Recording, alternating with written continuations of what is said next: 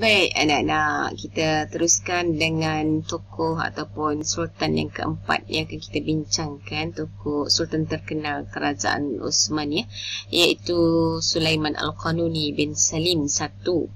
Okey, apa cerita tentang Sulaiman Al-Qanuni ni? Kita tengok biodatanya. Nama penuhnya Sulaiman Al-Qanuni bin Salim I, lahir pada tahun 900 Hijrah bersamaan dengan 1494 Masihi, mangkat pada tahun 974 Hijrah bersamaan dengan 1566 Masihi, tempoh memerintah selama 48 tahun dan jawatannya adalah pemerintah ke-10 kerajaan Uthmaniyah. Kalau Sultan Muhammad Al-Fatih pemerintah ke-7. Sulaiman merupakan pemerintah ke-10. So, sumbangannya ialah antaranya membuka Belgrade. Belgrade ni dia sekarang ni merupakan ibu kota Serbia. So, atas daripada Turki lah kan. Dikira sebagai negara Eropah juga.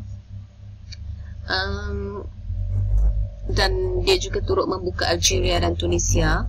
Dan kalau kita melihat, kita mengkaji, kita membaca tentang Sulaiman Al-Qanuni ni, pada zaman dia lah banyak wilayah-wilayah berjaya diluaskan, wilayah-wilayah Islam, sebab banyak negara-negara yang telah ditakluki oleh Sulaiman Al-Qanuni ni. Kerana apa? Kerana itulah Sulaiman Al-Qanuni ini digelar sebagai Sulaiman the Magnificent. Okay. Jadi orang-orang barat menggelarkan ni macam tu. Kalau mengikut pembukaan wilayah ni, kita tak pernah tengok lagi, sebab pada masa itulah kerajaan Uthmaniyah dikatakan hampir menguasai 2/3 dunia.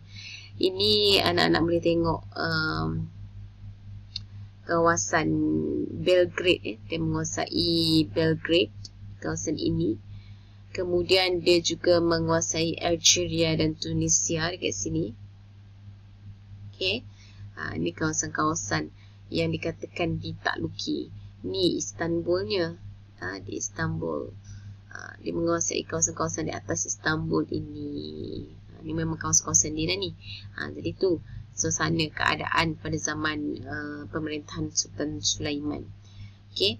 Kemudian Sultan Sulaiman juga menyusun undang-undang yang dikenali sebagai Qanuname. Qanuname ni dia sebab dia lah yang membuat undang-undang tu. Dia masih lagi menerapkan Al-Quran, Sunnah dan juga hukum fiqh, tapi cuma dia buat penambahbaikan lah sesuai dengan keperluan semasa. Ada tambahan-tambahan beberapa enactment, ya, terutamanya yang membabitkan rakyatnya yang bukan Islam, bukan Muslim. Jadi di situ kepentingan undang-undang ini sehinggalah penggubalan undang-undang yang dibuat oleh Sultan Sulaiman ini melayakkan dia digelar sebagai, orang timur digelar sebagai Sulaiman Al-Qanuni, ya? Sulaiman pembuat hukum.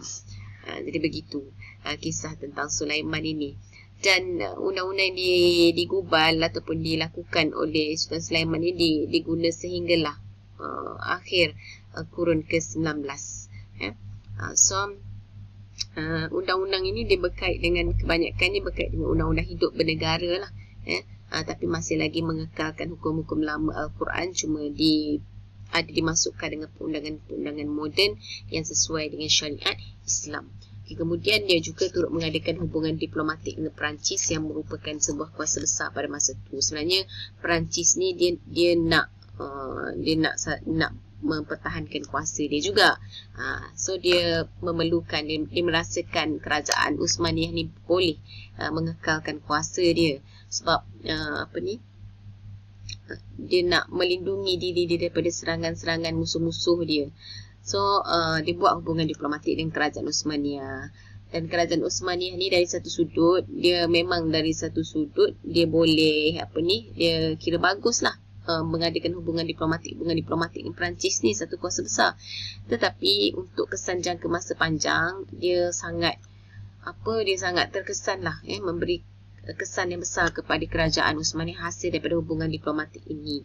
Sebab kita perlu tahu, apabila kita membuat hubungan dengan orang bukan Islam, kesan dia adalah tidak sebagaimana kita harapkan, ya? Sebab seolah-olah Perancis mengaut keuntungan yang banyak daripada hubungan ini, banyak kelonggaran-kelonggaran yang diberi, kemudahan-kemudahan yang terlampau diberi kepada Perancis. Jadi begitu anak-anak, kesan dia untuk jangka masa panjang sebenarnya merugikan Kerajaan Osmaniyah. Tapi untuk secara hubungan diplomatik dan politik, ia menampakkan kebijakan di situ kerana berjaya mengadakan hubungan dengan satu kuasa besar seperti Perancis. Jadi itu adalah jasa Sulaiman Al-Qanuni yang digelar sebagai Sulaiman the Magnificent ataupun Sulaiman Al-Qanuni ataupun pembuat undang-undang.